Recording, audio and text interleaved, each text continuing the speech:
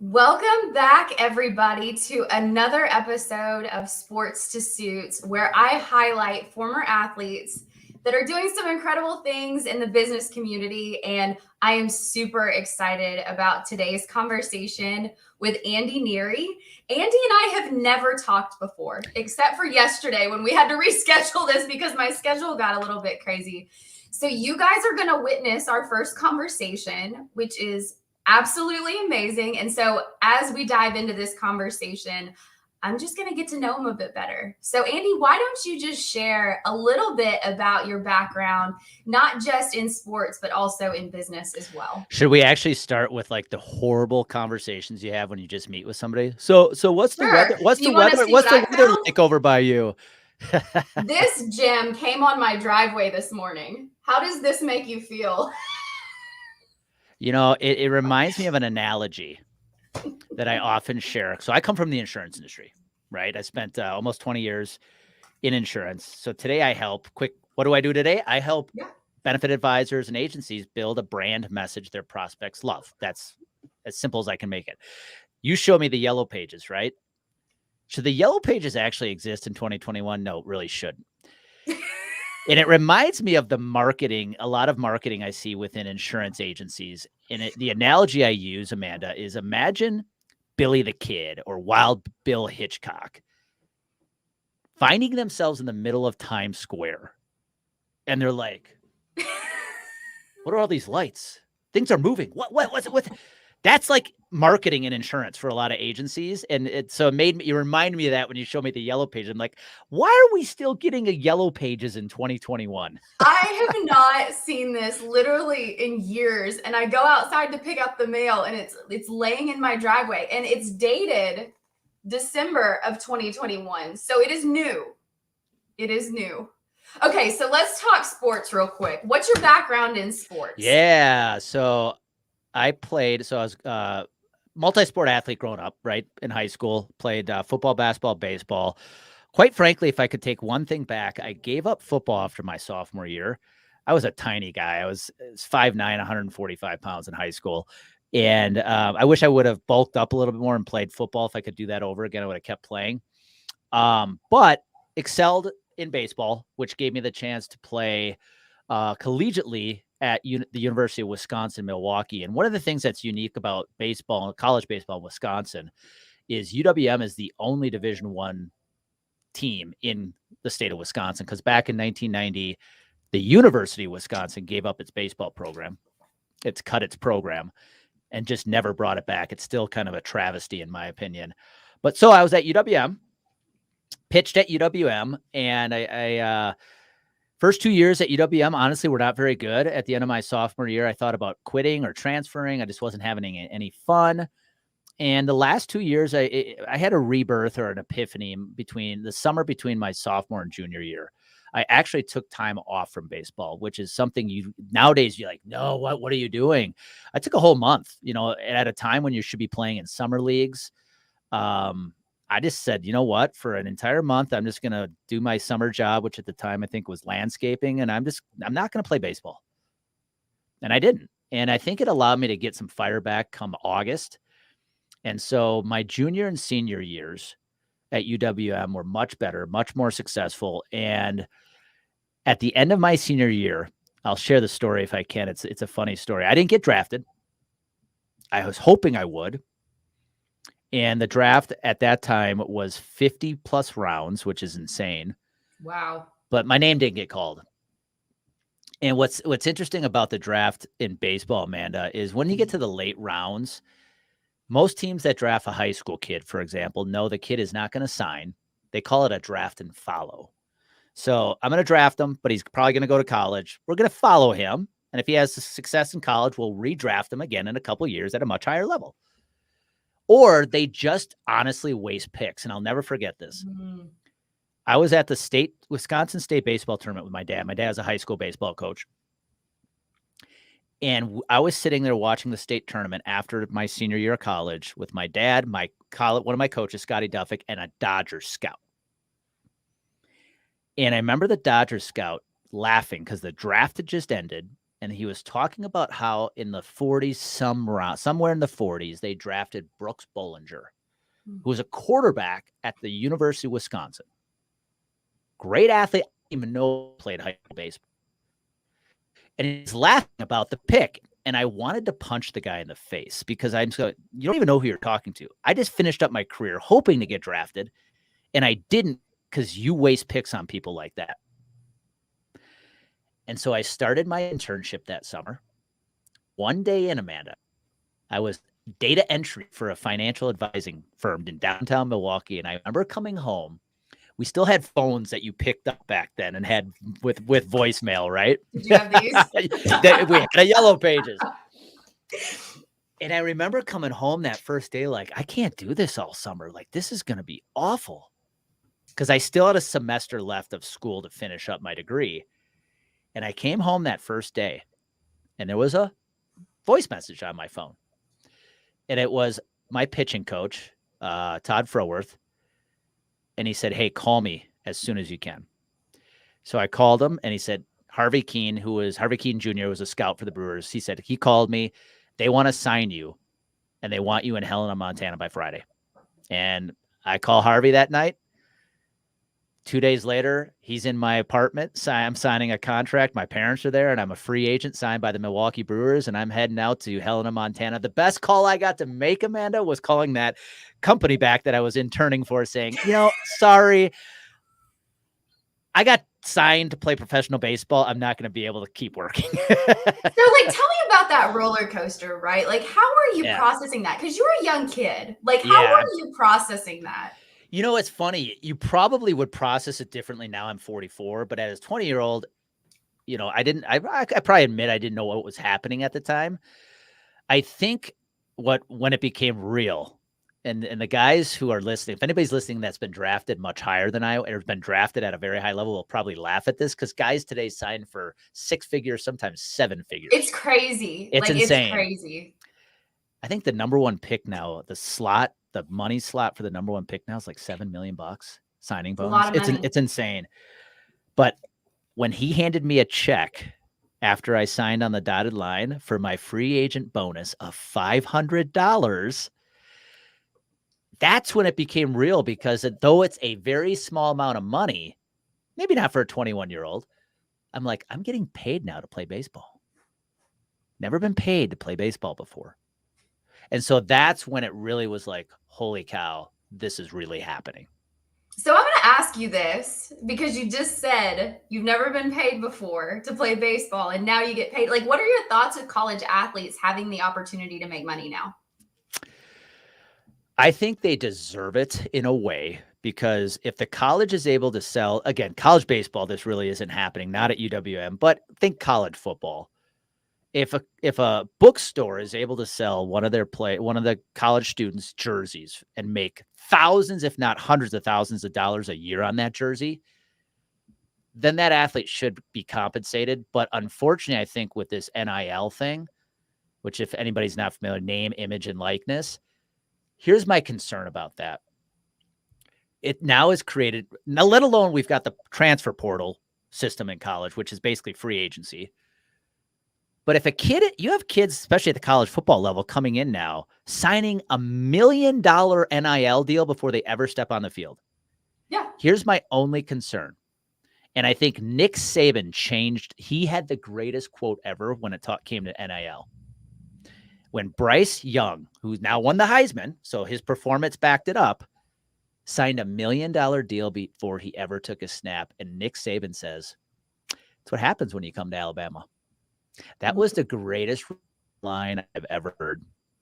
It's interesting. I saw an article where now there's a high school player that had an opportunity. And so, honestly, I think it's a great opportunity for some of these kids to start getting paid. But if you're looking at 20-something-year-old guys and gals blowing it all in, no time, what do you think is going to happen when you hand a 17-year-old kid a check? That's where I was going to go with that. You're spot on. My only concern is when you give a 18-year-old kid 6 figures, sometimes $1 million, how dedicated are they going to be to that sport now? That was my other concern, is if a kid's coming here and already making millions, how much of a teammate is he going to be? Is he going to be dedicated to perform the best? Now, Bryce Young has proved us wrong. He won the Heisman. But I do think there's going to be a lot of kids at that age that get that money, and their dedication to the sport isn't going to be what it was.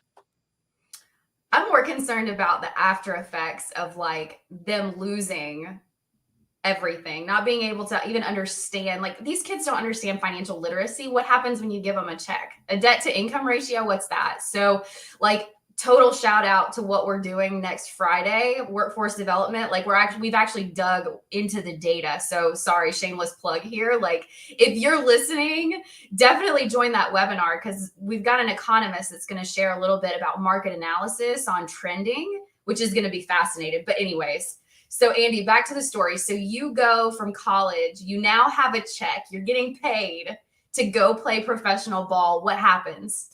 Yeah. So again, Monday, I'm at this internship. By Friday, I'm now in Helena, Montana, on the pitching staff for the Helena Brewers. You know, it's that part of that story. I share this a lot in my keynote speaking. I did not have a good pro baseball career. It only lasted a couple years. And I know people will say, you know, the odds were already stacked against you. You were 21 playing rookie A ball, and everybody else there is a high school kid, and nobody wanted college kids back then. But I get all that. The problem I had, the biggest mistake I made in pro ball, Amanda, was I lived in fear of comparison, judgment, and failure.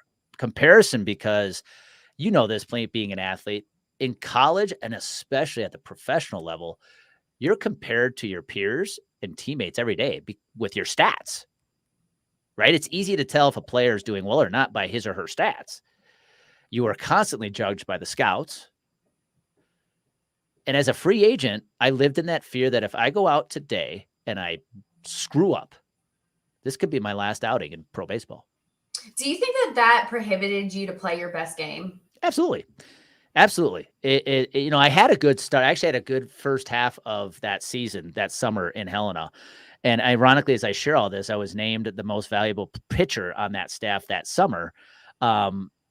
But at the end of the day, I knew I didn't pitch as well as I could because of living in the fears. And I, at that time in my life, Amanda, and it bled into my business career for a long time, was I lived through the opinions of others. Yep. Here's a great example. I had a very specific routine in college when it came to the weight room, how I got ready for starts. Now, in college, I was a starting pitcher. When I was in pro ball, I was a relief pitcher. So that's two different mentalities. And I had some very unique ways of getting myself ready in the weight room, and again, before a start. For whatever reason, when I got to pro ball, they said, well, that's not what we do here, and I didn't do it anymore. What were those unique ways? I'm just curious. Oh, man. Weight room. I was a unique player at the time when, because I was not big. At the time, by that time, I was 5'9", 170 pounds. I lifted heavy as a pitcher. My legs, my strength was my advantage. That's why I was able to throw fairly hard at standing 5'9". When I got to the Brewer system, we don't do that. Everything was light. Everything, even throughout the off season, the whole lifting program was super light. And that, I believe, I know it hurt me. When I got ready for starts, my preparation would start an hour before the game. It included jump ropes. I would jump rope in the bullpen, which people would be like, what the hell? It's part of how I got ready. Yeah. I didn't do any of that when I got to pro ball because I was afraid of standing out. I just wanted to fit Interesting. So I'm really curious. So I've got a stepson that's playing ball right now. He's a pitcher catcher at Willamette.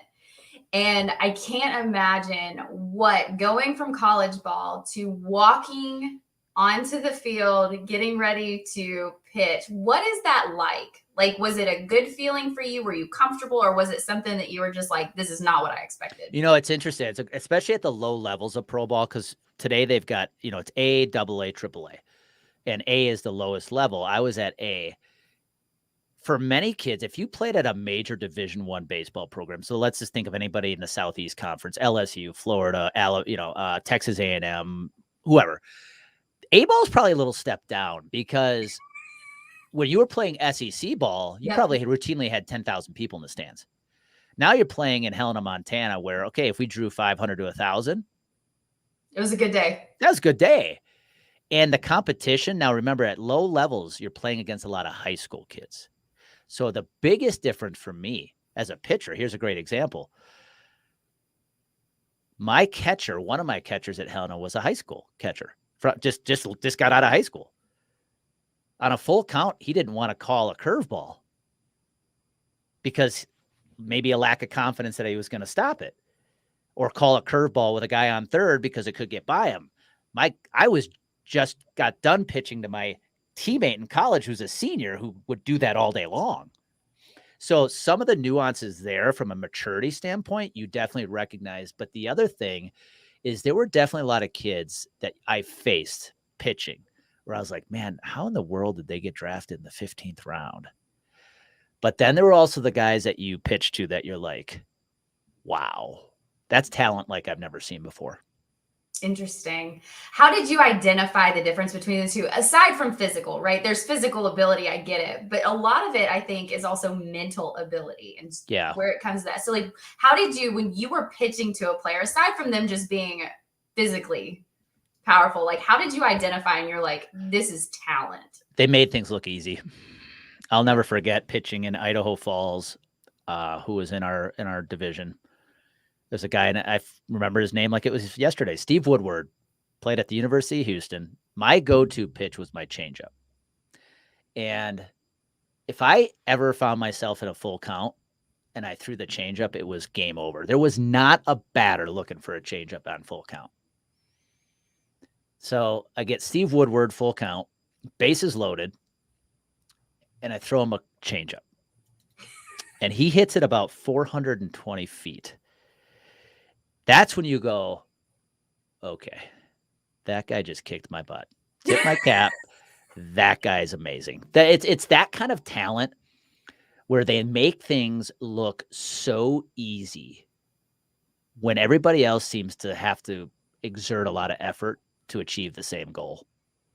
So let's talk about the transition out of the sport. So when you were done with baseball, what did that look like for you?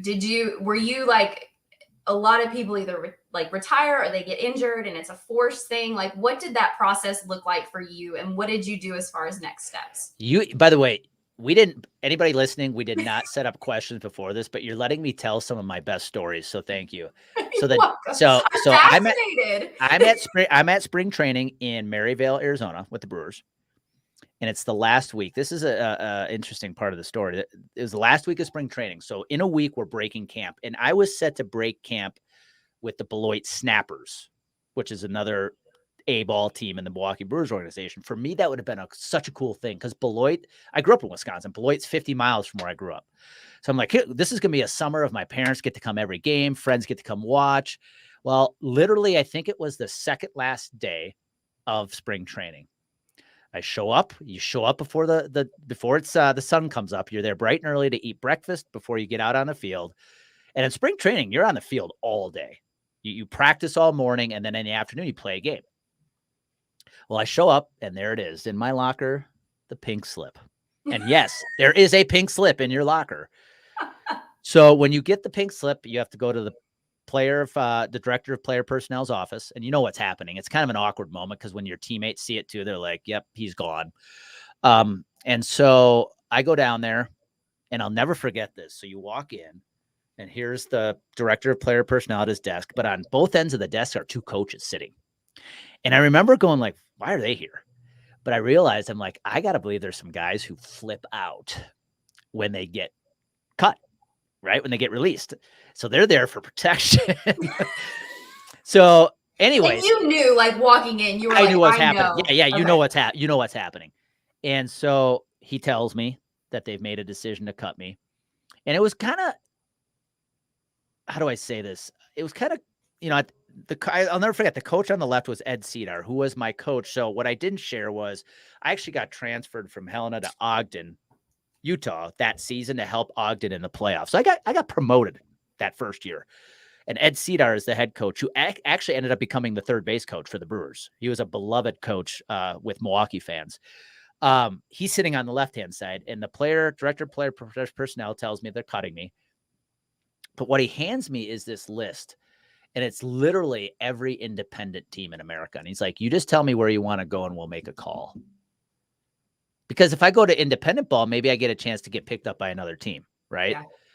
I wish at that time, being 21 years old, I think maybe I was 22, I would have taken him up on the offer. I'm 22. Like, go have some fun, play some indie ball in, I don't know, pick a random city in America. And I get a chance, maybe another team will pick me up. But instead I said, you know what? I've got my college degree. I'm good. And that was my last day playing professional baseball. Did you prepare? Like, were you prepared for that conversation? Did you have any indication? No, nobody is. Because unless you're absolutely stinking it up on the field, you're not ready that they're going to let you go. But they have to cut down, at the end of spring training, they have to cut down the rosters. And I think part of it was I was a 22-year-old still at the single A level Beloit, right? That was the detriment to college players back then if you weren't a high draft pick. But nowadays, I think they view college players a bit more differently than they did 20 years ago. But I have to admit, nobody's ready for that conversation. I don't think anybody is. It's awkward. I would imagine so. So you had that conversation, you left, and you said, I've got my college degree. I'm going to go and I'm going to work. What did that look like as far as sports to going into the real world? Because I think so. This show, like, I truly want to highlight people's journeys of going from sports to suits to show that there is an amazing opportunity in business for former athletes, but it's not as easy as what you necessarily think it is. Oh, yeah. Transition is definitely, it's part of why I do my own podcast. If I could plug that quick, bullpen session, because so many athletes are not able to, that's a hard transition to make because sports was your identity. And so when I got out, a family friend who ran an agency for a financial services agency, 401ks, retirement planning, said, hey, you should come give this a try. And for whatever reason, because again, I was living in a lot of fear in my life. Oh my God, I got to get a job. I got to get a job. And by the way, anybody listening in who has a kid, who's a parent with a kid at that age, 21, 22, let them screw off for like 2 years. I wish I would have done that. So I went and got a job with this financial services company as a financial planner. Hated it because here I was now 22, Amanda, and I'm telling 55, 60-year-old people why they should invest their money with me. And it was a lot of cold calling. They called it the bullpen back then. Apparently we can't use the word bullpen anymore. I heard that got banned because that's mean to bulls, which whole nother story. Because baseball fields have bullpens. But we had a bullpen that I made my call every night. You're out pounding the phone, right? And what happened was about a year in, the family friend that hired me had a heart attack. So he had to retire. So now we've got a new manager of the office. Then a week later, my sales manager resigns and goes somewhere else. And I'm like, I'm not sure if I like this anyways, but now the guy who hired me is gone. My sales manager's gone. And so I just, at that moment, I'm like, I don't want to be doing this anymore. And honestly, I didn't like sitting at kitchen tables at 6 o'clock at night. I just didn't like it. When you're in financial planning, especially when you work with individuals, families, it's a lot of night meetings and weekend meetings. So I'm like, I want to go work with businesses. That's Monday through Friday. So another friend convinced me to get into this thing called insurance. And that's where I ended up. I've been for 20 years and I navigated to health insurance just because I loved the teaching. It's a lot of teaching, a lot of educating. I mean, we all know now, you have to be living under a rock to not know health insurance costs are a problem in this country. And we have a healthcare crisis, right? And even like today, I tell the advisors I work with, you have to understand how important your job is right now. Your decisions, your guidance can help a business keep its doors open and keep families out of bankruptcy. Yep. That's a big time job. It's powerful. Yeah. It's powerful. So that is a highly competitive industry. And so I want to talk a little bit about your approach specifically around that, because you talk about branding and how critical it is to lead with personal branding. And so there's a lot of people that listen to this that are former athletes or business executives that maybe even struggle with identifying like, how do I get my message out there? What does it look like for me? And I'm sure that you could help provide those services, but I want to dive a little bit just on this conversation in regards to your viewpoint around personal branding specifically. Great question. I had an epiphany literally yesterday about this. In the insurance industry, there's been a lot of M&A activity, merger and acquisition activity, where the big consulting firms are just gobbling everybody up. And I thought about why are they doing that? That's inorganic growth, right? And it hit me yesterday morning. I'm like, it's because they don't know how to sell anymore. When you can't sell organically, you're not winning organically. What's the easiest way to grow? Let's just go buy a bunch of people. Yep. Why is that happening? Well, the big players haven't figured out yet that nobody cares about their logo anymore. Humans buy from humans. They so do. And so when it comes to personal branding, the first thing I tell every insurance agency is you have to understand you are renting the personal brand of your producers. They are not renting your logo. Mm. And so personal branding is nothing more than reputation, right? So when I work with advisors, the first place we start is, how do you want the market talking about you? If you had a room full of your prospects and clients having a conversation about you, what do you want them saying? Interesting. So what are your thoughts? Because I think a lot of people are hesitant if they're working for companies or they're employees of companies, they're reluctant to put their own personal brand out there because they're tied, or they feel like they're tied to a corporation. So what are your thoughts around employees having almost a different personal brand than what their corporation is? I think it's critical. I think it's critical. You got to start down that path. But I know that there's a lot of people that are reluctant to do so because they feel like, oh, I work for a corporation. And I would say that that's still a challenge today, Amanda, because the corporation in some cases doesn't let them do it. I have a couple of clients right now that are killing it. Two teammates have sold over $500,000 this year. That's a great year in the insurance industry. They work for a larger corporation, and now the corporation's coming to them questioning their LinkedIn social media content. And I'm like, what about selling $500,000 do you not get? So what would you say if somebody is in a corporate role right now that has employees that are leading with personal brand, what would you tell them? Let them. Because at the end of the day, what they're trying to do is build a brand that gets them to stand out in their respective market, right? If I have 5 producers, they may all have their own niches of who they're selling to, right? But now if I let them, as the owner of the agency or the consulting firm, let them just be themselves and let their brands come out, it's giving them the opportunity for their prospects to know them and like them. That is the key. We all know selling's about who knows you, likes you, and trusts you. Give them a chance for people to know and like them. That's why personal branding is so important. What do you think about athletes? Like athletes right now, they're going to have to start doing personal branding type activities as well. Unless you're like, super high level competitive athlete, like they're going to have to stand out. Well, and personal, and there's two ways to go down that route. Athletes who are now in the business world, I often work with former athletes who are now in the insurance industry because they have a hard time sharing their story. Yep. How do I tie what I did as an athlete and what are the lessons I learned in business and life that I now apply today? That's a powerful personal branding weapon. And a lot of them just have a hard time telling that story. I've leveraged mine to build my business. But athletes in sports, this is the best analogy. Most of the athletes we know today by name have brands, right?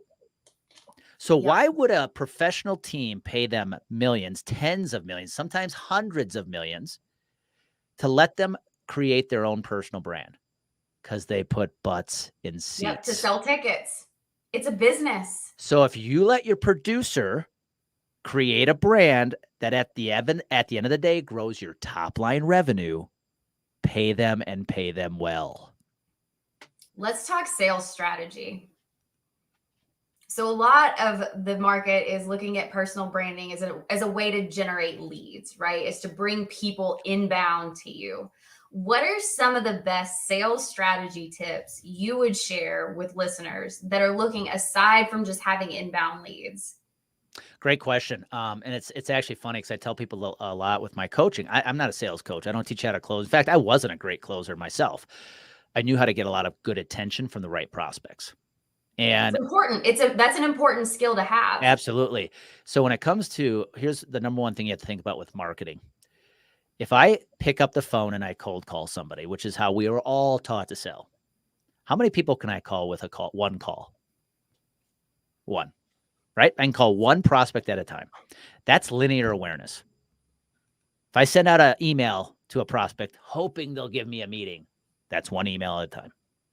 And the percentages that happens is very minimal. They don't know who I am. They don't know. If they don't know me, they can't like me. And if they can't like me, they certainly can't trust me. But now what if you created some good content for LinkedIn? Let's stay on LinkedIn, business to business, that hundreds, if not thousands of people can see at once. How about you get on stage and public speak in front of tens, hundreds of people at once? Or you host webinars that hundreds or tens of tens, if not hundreds of people attend, or have a podcast that hundreds of people can listen to. That's exponential awareness. And so when I think of marketing, the first place you have to start is how are we going to get the right message in front of the most amount of right people as quickly as we can. And you That's don't where have I would like, start. I want to break down the barrier here. I've done a lot. Like my background is sales. Your background is clearly selling as well, or working with other people to help them sell.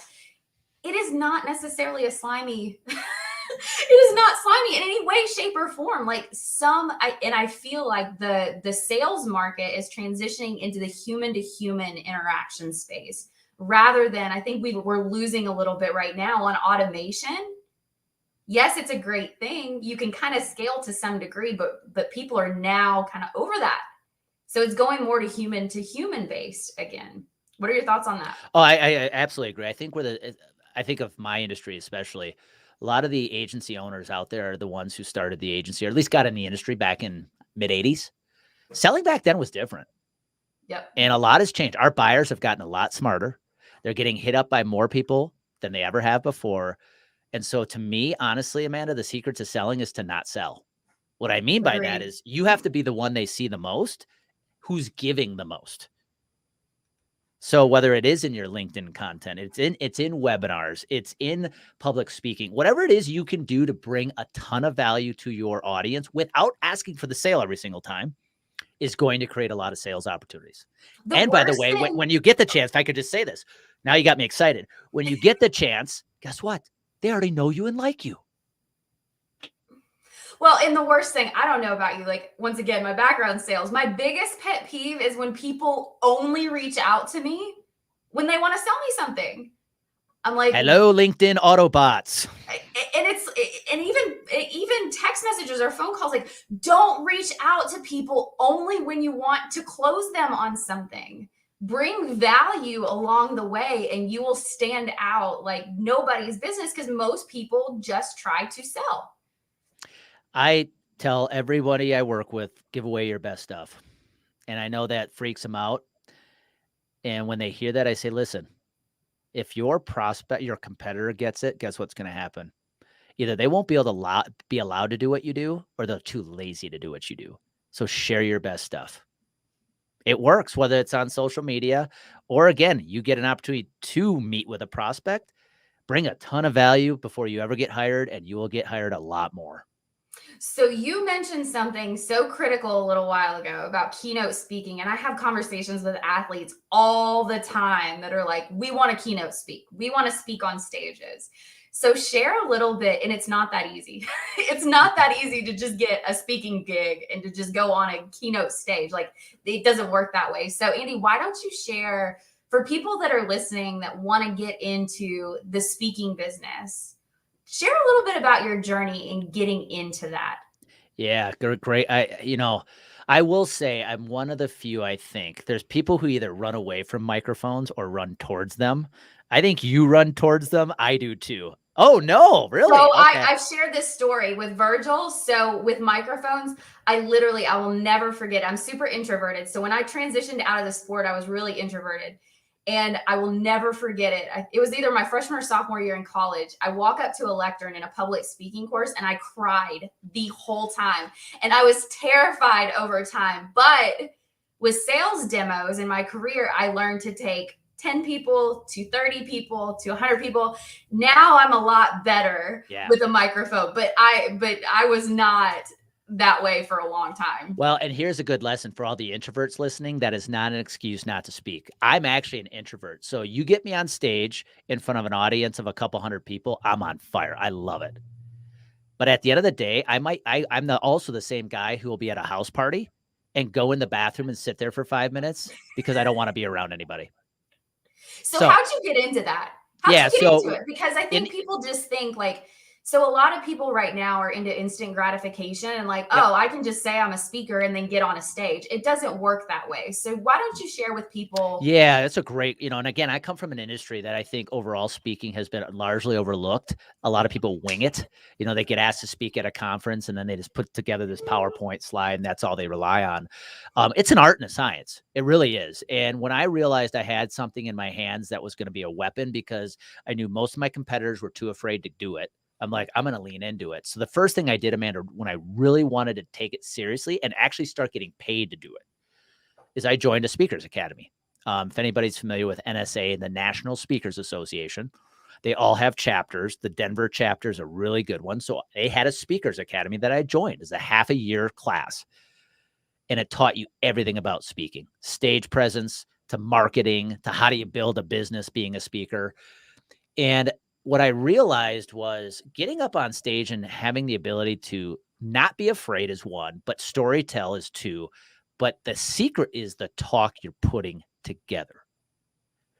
So what I developed in my own speaking career is a formula that I call impact. And this is what I teach my clients. When you put a talk together, I literally have them write out that acronym, IMPACT.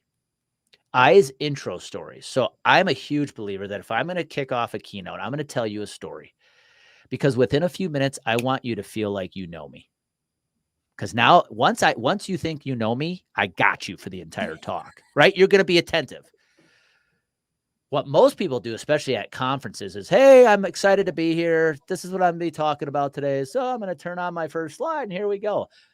Turn around and half that audience is already checking their phones. You got to grab the audience's attention. A good intro story is the best way to do it. M is memorable message.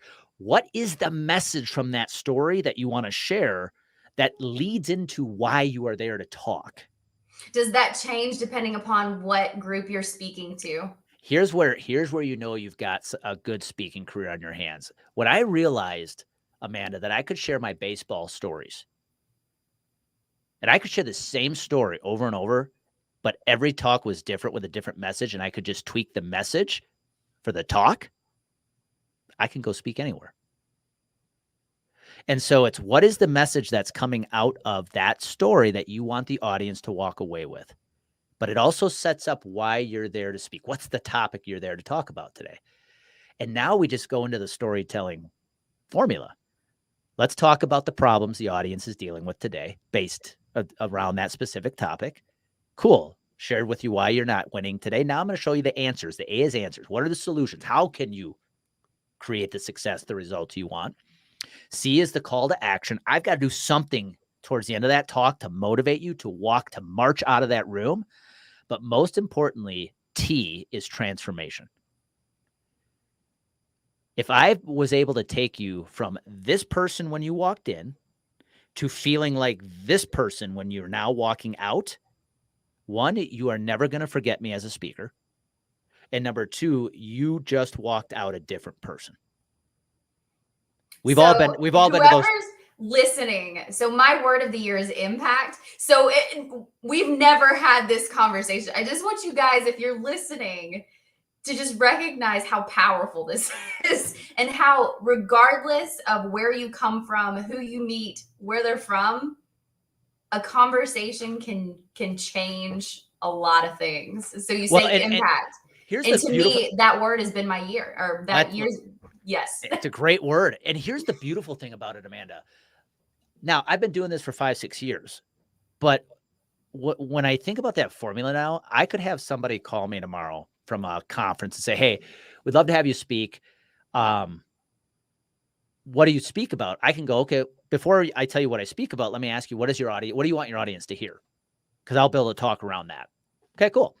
Now they tell me, I send them what they need, and now I go to work. I may have never given this talk before, but if I use that formula, I just go, okay, what's the story I'm going to tell? Cool. What's the message I want them to hear? Cool. I like the rule of living in the rule of threes. What are the 3 problems I'm going to share that are causing them not to have success? What are the 3 answers I'm going to give them? What's the call to action I want to share in this talk? It might be, hey, join my email newsletter. And then how am I going to transform? What's the transformation? I can literally lay that out in 15 minutes. Now Well, you feel and if you're listening and you want to get into speaking, it's not just magically getting up on a stage. No. And there is a very structured process, and it is not a overnight success kind of thing. Like, it literally takes education, learning, practice, getting the opportunity on smaller stages with smaller groups, getting on bigger stages. I talk to so many people that are just like, oh, I'm just going to get up on a stage and that's what I'm going to do. And I'm like, it doesn't work that way. And one of the best words or phrases I heard when I was in the Speakers Academy, they call that the Perkins Tour. When you start your speaking career, sometimes you might have to speak at a Perkins to 6 people. But you're given an opportunity. It's okay to start at the bottom. Yep. You have to put your reps in. This like sports. You have to put the practice and the reps in. Nobody's going to get you on a stage of 40,000 people without you going to Perkins first. Like, it just and here's the other thing that people have to remember, because I had to realize this. There are very few people in this world, thinking of athletes. Peyton Manning. Peyton Manning can be a horrible speaker if he wanted to, and he'd get paid $25,000, $50,000 to go speak because he's Peyton Manning. You and I are not Peyton Manning. You're not. So we actually have to have a damn good talk. And I think we see a lot of the athletes and the celebrities that get up on stage. They can just share their stories for an hour and people love it. 98% of the speakers, keynotes out there cannot do that. You have to have a powerful talk.